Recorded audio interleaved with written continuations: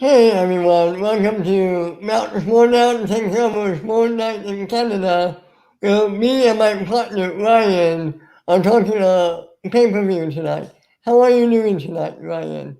I'm doing very good, Ben. I know with all the matches that we just got released this week, there's a lot to talk about. But thankfully, with Battlefield only being a one pay-per-view match, just like Versus, this makes it just much easier. We can just focus on one thing. So then by the time we get to Sunday, we're going to have a whole lot of more to talk about.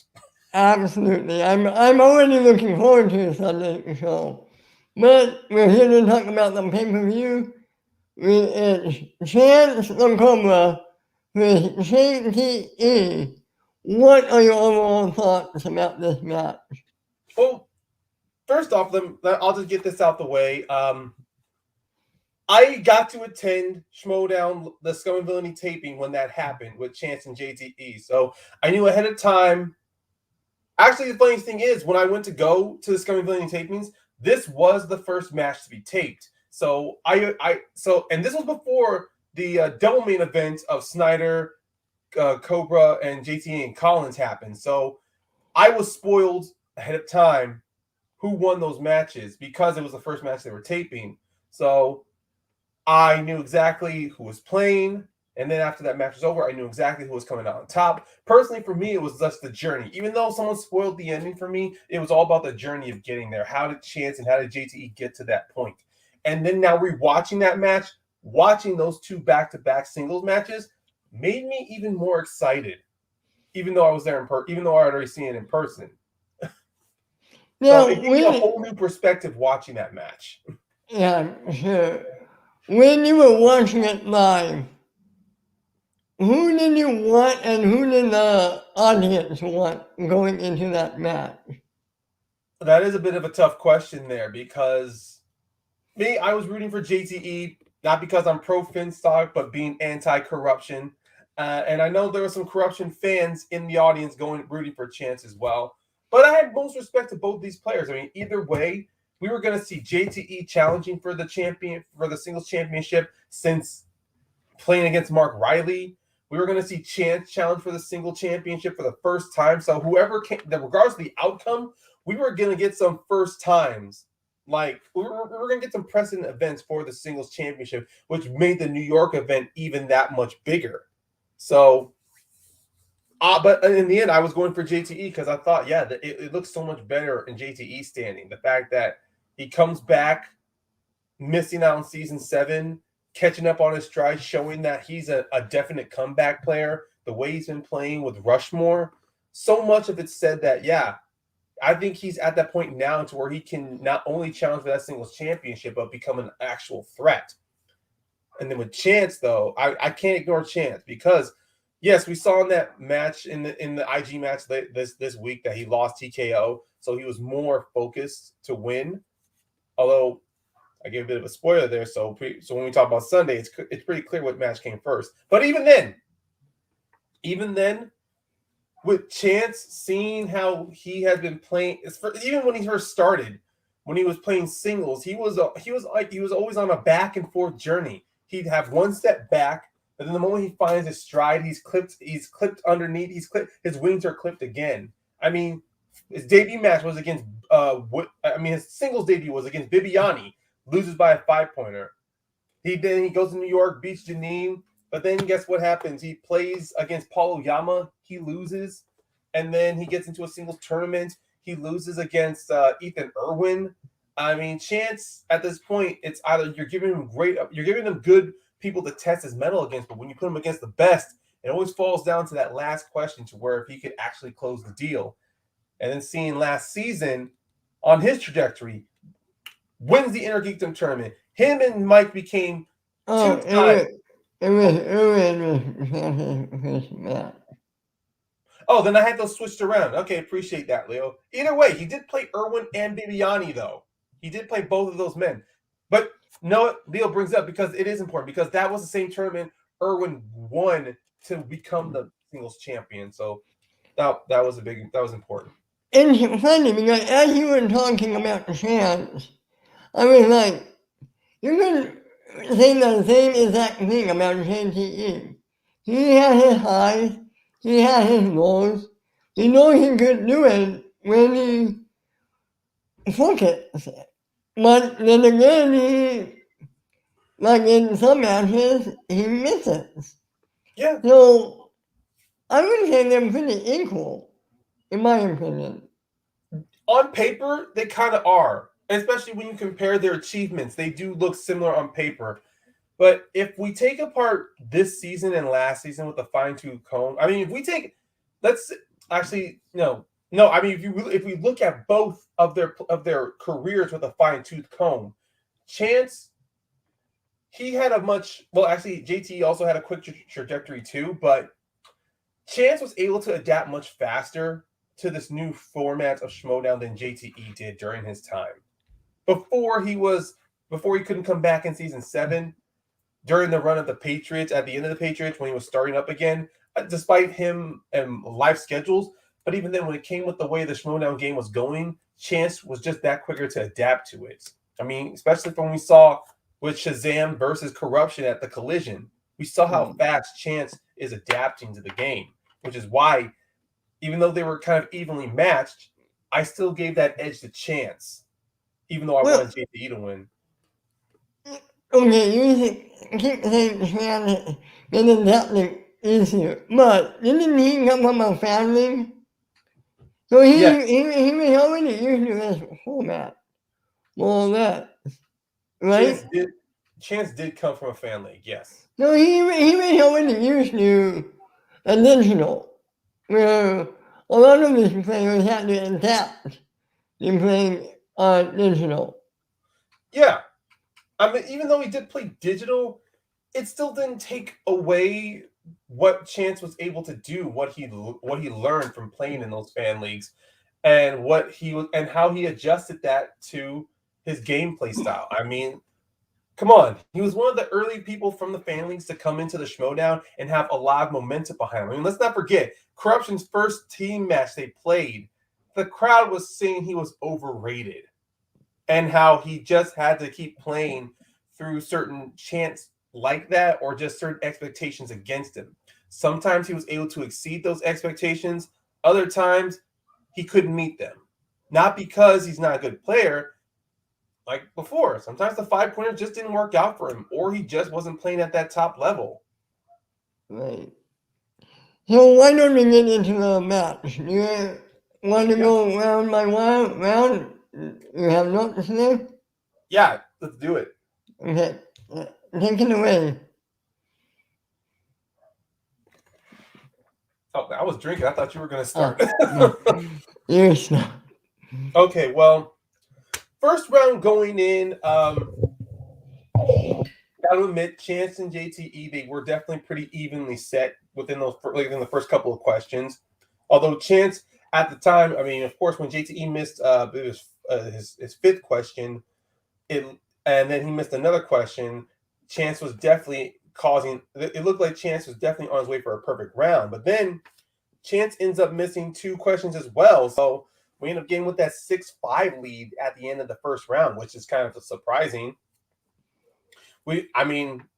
Seeing how, I'm not saying the questions those guys missed were incredibly easy or anyone could have figured it out, but seeing the look on GTE's face when he missed Charles Grodin in that question and seeing how Chance was able to nail that definitely showed that JTE, it kind of gave a bit of a sneak peek that JTE, it looks like we're not going to get the JTE who played with Roka and Rushmore. We're most likely going to get the JTE who played against Ben Goddard, to where he was just going to be that close, but still miss the question. Yeah, I mean, he knew his stuff, but he wasn't, I don't want to say he wasn't all there, but something was off. He wasn't playing like the JTE from the Patriots. He was playing. Yeah. I mean, even when JT was with the Patriots, he still didn't play at a certain level, but right. I mean, you're not wrong, honestly. I mean, it definitely did look like JTE was not on the he wasn't playing very sharp that he was playing this in his last couple singles matches. And then in round 2, Chance went first, right?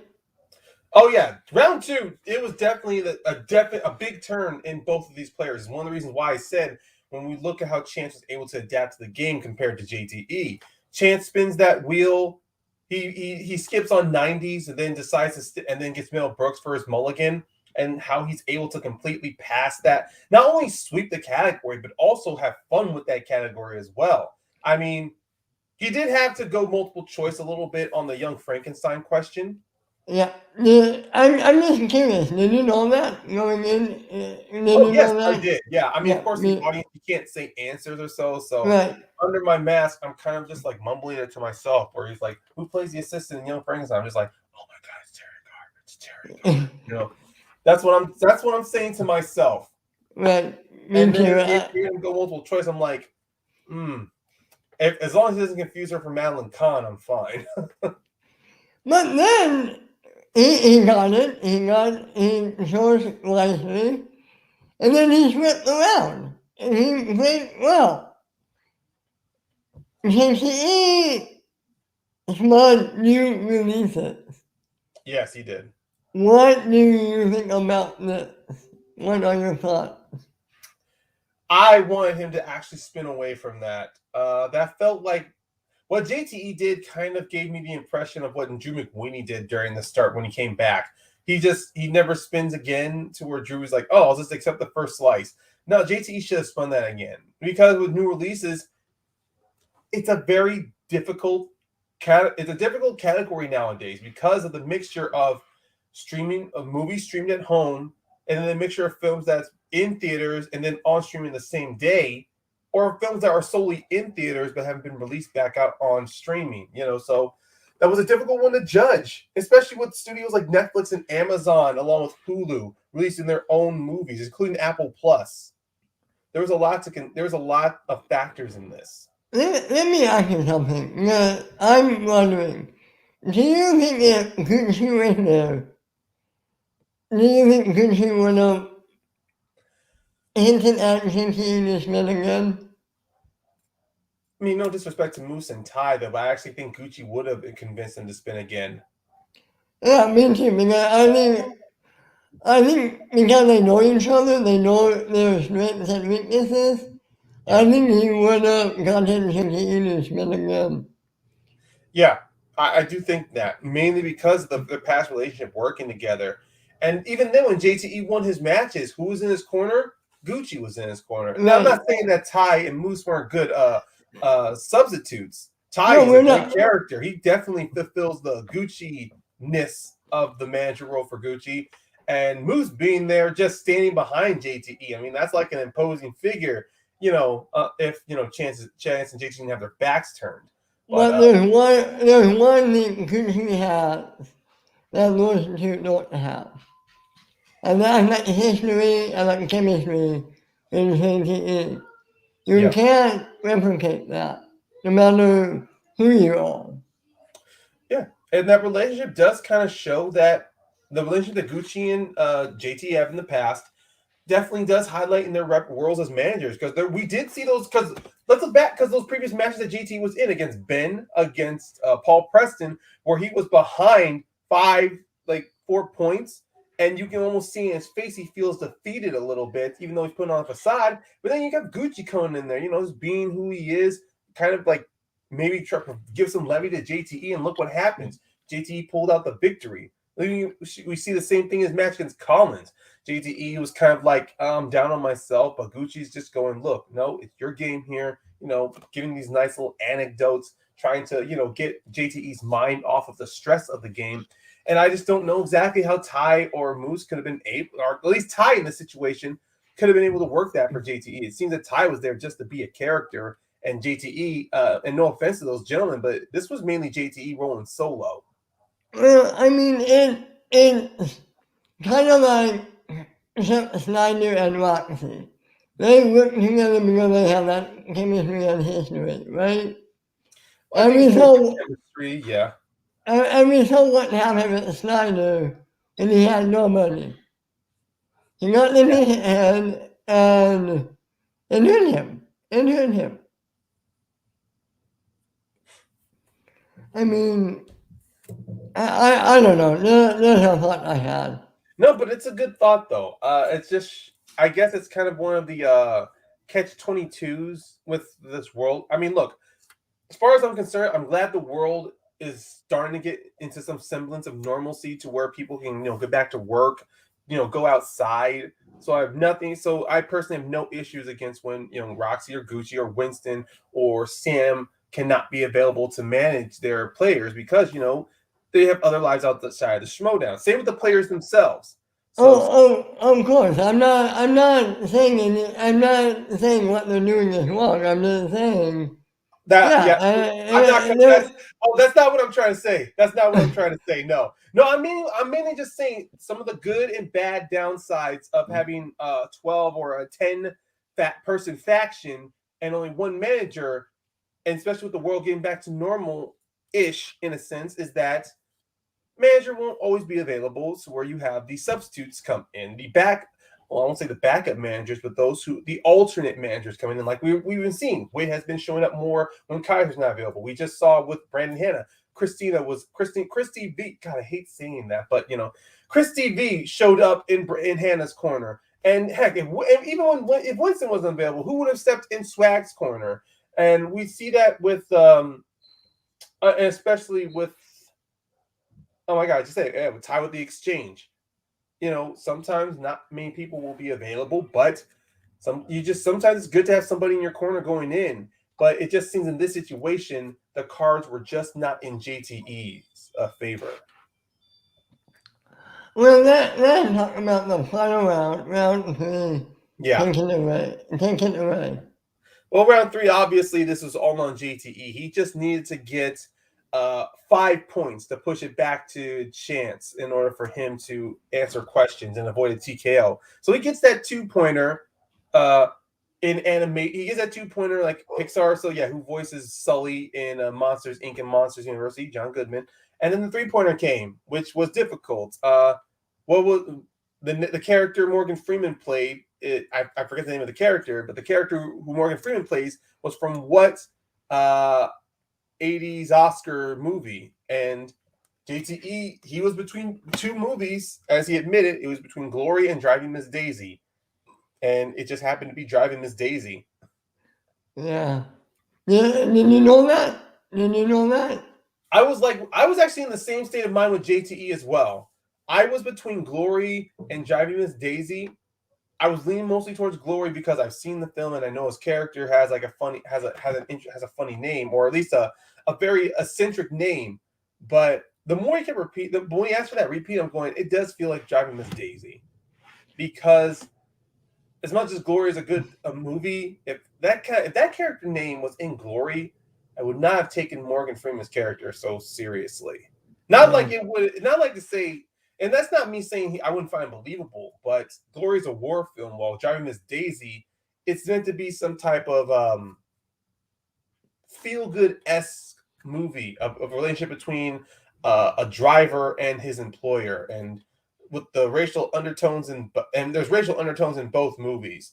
So like that's the difficult part when it comes to Morgan Freeman. He's gonna have films to where sometimes they're kind of similar. They have similar plot lines, or like similar character structures, to where they will kind of blend in your head, or you're between the two of them. What will excuse me? What were Chance's questions? Do you have those? No, Chance didn't answer any because he did TKO. Oh. Yeah, Wow. JT did his 5-pointer animation, and so it was a TKO. So what are your final thoughts about the match? This is a really short episode. Yeah, it's a very short one because it was look, I would say that with this match alone, I did enjoy the journey going to this, getting the chance to rewatching this and seeing JTE climb. Even going back in my mind with JTE's season this year, because he is done this season. It doesn't look like Rushmore's going to be in the new teams tournament, so JTE's season's done. And seeing from where he starting off playing in some singles matches, then joining with Rushmore, losing in the finals against Danger Zone, and then losing again to in another team's match. It definitely looked like JTE, at least in the early 1/3 of the season, or at least a quarter of that season, he looked like he was on par of coming back on top, becoming the team's champion with Roka. But that didn't happen. But then you see him with the singles division, how he's slowly chipping away, climbing, taking one step at a time, trying to get back on top of that hill. And after seeing him beat Collins and looking from where he stood, he had an opportunity to not only bring points to the Main Stock Exchange, but to once again prove everyone why he's such a dangerous competitor and why his name should be synonymous with the Schmoedown, not just for repeats and not just for messing up and not for just mispronouncing answers to questions. So let me ask you, with him done for the year, do you see him coming back next season and play? I think JT will come back next season. I think he will, especially if Christian is, but at the same time, it's also really going to depend on what Christian plans on doing with digital. Right. Well, I mean, JTE is in Los Angeles now, right?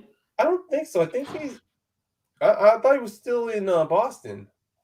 If he's back in LA, then. Well, I mean, it was a live match and he was there. And he was visiting. Well, yeah, people can still fly into LA for a live match. Okay, yeah. No, I mean, I'm just saying, regarding with Christian wanting to do studio stuff again, will he just completely, wash his hands of digital starting 2022, or will he try to do a bit of a hybrid, like have some studio matches and some digital matches? Because we don't know fully what Christian is going to do right now with next season. He's keeping a lot close to the chest. It's unknown if he's still, because right now there's rumors abound. Oh, he has. Thank you, Leo. That's what I thought. Thank you, Leo. No. To everybody watching, I don't follow the Schmoedown players ecstatically. I don't follow them like a sports fanatic trying to figure out where they live, or what places they go to, where do they get coffee at. I see them for where they are, and then if I ever attend a live show, I want to shake their hands and all that. But that's as far as it goes for me. I don't try to be like everybody fanatic, just sitting on his computer, sipping his downing his fourth can of energy drink or Bang energy or coffee, whatever he has on his hands, and typing vigorously, trying to find out what JT or what Chandru tweets within the next 3 to 50 seconds. That's not me. Okay, calm down. So thank you, Leo, for that update.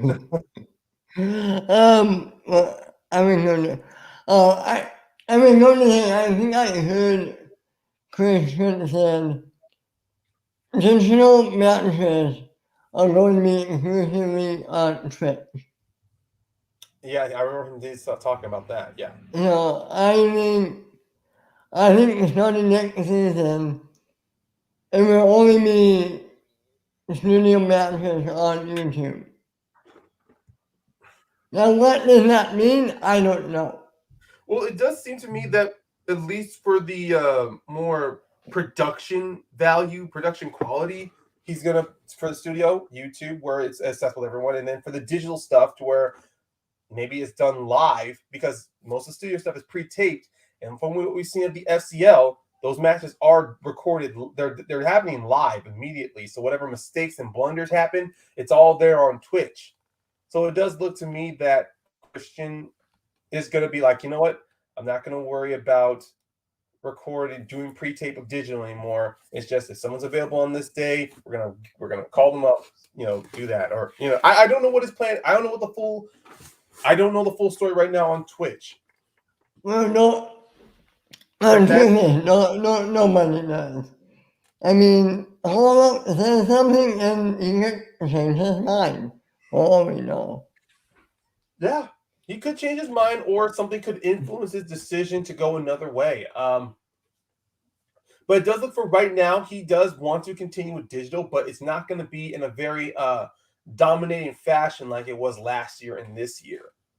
No, I haven't heard this. I'm guessing team matches only on YouTube. Only, only in studio and only on YouTube. Man, you know what? I bet Star Wars matches, I bet those will be on Twitch. Except for the title matches. I mean, who knows? I mean, those Star Wars matches did get Schmoedown very popular on Twitch. So if he is going to put them on Twitch, it is a smart play. It is a smart decision. It is. You know what? I tried some Christian and give it all excellent stuff. So let's see what happens. Yeah. I mean, Now, personally, yeah. Hmm? Oh, No, go ahead, man. Go ahead. no, after you. All I was going to say is, Christian, I believe he has earned enough goodwill from the community, from whatever plan he's going to be doing. I know there's still some fans out there, or at least some of the community, they're still very, they take Christian's words with a grain of salt or a grain of sand, to where they think that, you know, he could change, like what we've been, like what we were just, you know, going back and forth on. He could change his mind as well, or something can influence the decision, or some will say, oh, that's not the way I think you should execute that decision, or that's not the way that should be done. Well, two things first. One, you're not being sponsored by a company. And two, you're not running something that requires writers, producers. I mean, maybe in your small community, but something that has to be pushed, that something that needs to be a product that needs to be up and ready within a short amount of time onto YouTube, and then ready for hundreds and thousands of people on YouTube to watch. And you're not going to please every one of them. You're going to make maybe 89% of your viewers happy, and the other 11% are going to be sitting there. There's a lot of factors going in that takes whatever creators do on YouTube to a much larger scale. So as fans, we do have that luxury to criticize and be objective, but we shouldn't try to treat this as if it's like our own little plaything, honestly. The best way I could describe it is, in my opinion, there's Christian road, and all we're doing is just watching it unfold. Yeah, just like what you like. What you like. And if you're not a fan of it, if you don't like how a certain match played out, okay, but don't downvote or thumbs down someone's comments saying that they enjoyed this match, or don't yuck anybody's yum. Like what you like. Don't be a dick. Just be okay. I respectfully disagree with you, and we move on. We don't need to. We're kind of past this point where we need to be like babies on YouTube and just get into shouty matches. Yeah, I agree with everything you said. Is there anything else you wanted to bring up? I mean, other than the prospect of now who Chance is going to be playing at New York, I mean, between Ethan and Marisol, I mean, that's, to me, I think it'll be fun to see a rematch between Erwin and Chance, kind of do like some poetic storyline to where Chance's debut match, he lost against Erwin, and now he's going to be playing him for the championship. That would be a great poetic storyline for Chance. And at the same time, but then also having Marisol win the championship and go to New York. Either way, Corruption will be walking away with points, and this will be just like with the Inner Geekdom tournament. This will be a Corruption final. While Shannon does say what's better than a Corruption party, I can think of 5 other parties better than a Corruption party, or whatever she said. But at the time, it's just more of, we'll see what happens. I have a thought. It might not happen. I have a crazy out there theory. Mm-hmm. What if it's a 3-way kind of match? Chance, Ethan, and Marisol.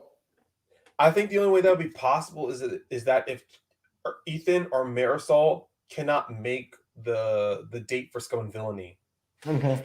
That's the only thing I can think of. If neither of them can make it, or through some weird circumstances, their flight, like Marisol's flight for some reason gets grounded and she can't leave home to get to LA, or Ethan gets a business meeting and so he can't be able to have time. I mean, that's one of the only reasons. That's the only things I can theorize of a 3-way happening. But if we did have a 3-way,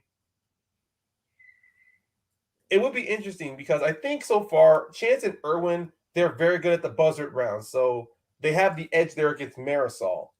But with Marisol, so far with her round twos, outside of her match against Paulo Yama, and then Deception going up against Lightning Time, she has been very good in round two.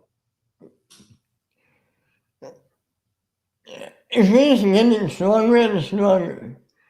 And she could be, not on wood, I want Marisol because I want the first woman to hold the belt. Oh yeah, I think that would be awesome. And I'm rooting for Marisol all the way. I think Marisol also has that support from the fans as well. They do want to see something that should have happened like years ago with Clark Wolf, Rachel with when Rachel were playing. To see a woman hold a singles championship. Now, this does not undervalue Clark and Rachel winning the team's belt or Mara becoming Irrigatum champion. It doesn't.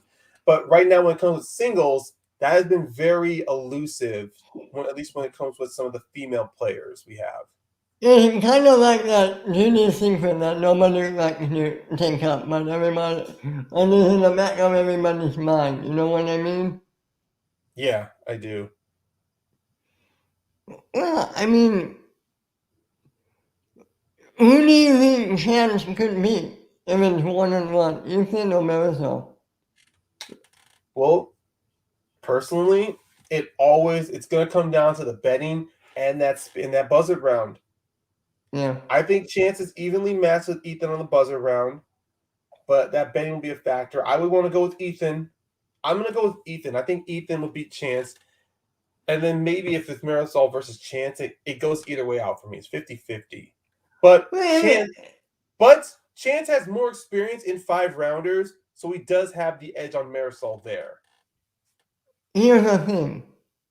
If it's Marisol and Chance, in my opinion, there's no pressure. It's all fun because it's all corruption. You know, at that point, does it really matter who wins in that match? If it's Chance and Marisol? Huh.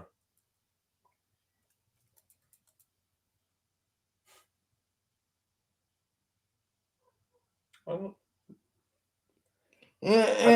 just need some more time to think on it. Okay, all right. Well, what can I tell you guys? That's basically everything we wanted to talk about today. And if there was something else you wanted to bring up, Ryan, is there anything else? No, I really have nothing else. I mean, any final thoughts for you, Ben? I know I did my final thoughts, but your final thoughts on this match? It was a great match and a great week of matches, and I can't wait to dive into on Sunday with you. Oh, There's one match that I am dying to talk about with you.